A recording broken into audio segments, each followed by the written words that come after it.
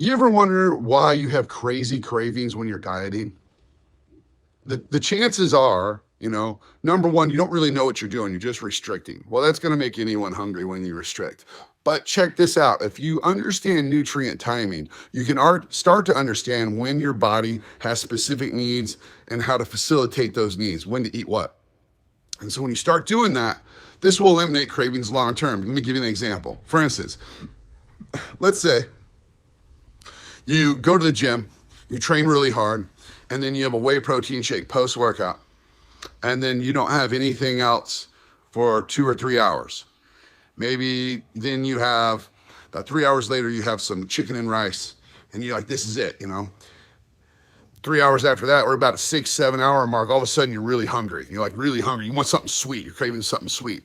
Well, the reason this is happening, because you depleted your glycogen, and your body right away wants to be in homeostasis. That's like this process when your body and all of its cells are performing in perfect harmony, and a perfect state right here. It's homeostasis. Everything's clicking and snapping, right? Your body wants to be there. Well, when you dropped all your blood sugar, you came out of homeostasis. So your body wants to do things to bring it back. So what does it do? It makes you hungry and crave sugar. Okay, so you want to have sugar right away. You want to have a simple sugar so you can get right back to where you need to be and you're back in homeostasis. Now, if you don't do that, it's not the end of the world. It's not. But what happens is these cells and everything that was depleted didn't get to the spot it wanted to be. So your body does what it does best. It makes do. Our bodies are amazing. It'll make do. And it will make do, and then you start eating and doing your thing. Well, guess what? A lot of those cells haven't fully been replenished. And so now your body's going to trigger cravings to try to get those cells replenished. So now you're going to really crave sugar.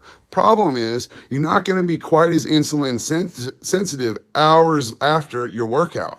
Your insulin sensitivity is not going to stay ramped up all day. Okay. I mean, there's things that you can do to manipulate that. There are, but one of the best things to do is to satisfy it right away post-workout, and then have your crucial post-workout meal an hour later. I talk about this in the book and why. Okay.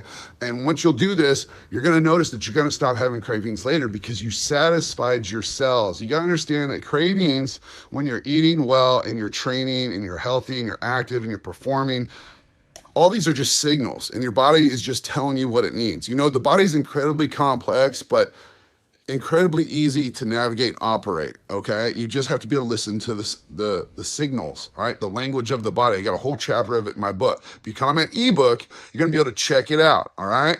So there it is. I laid it out. So comment ebook, all right? And don't worry, you'll thank me later.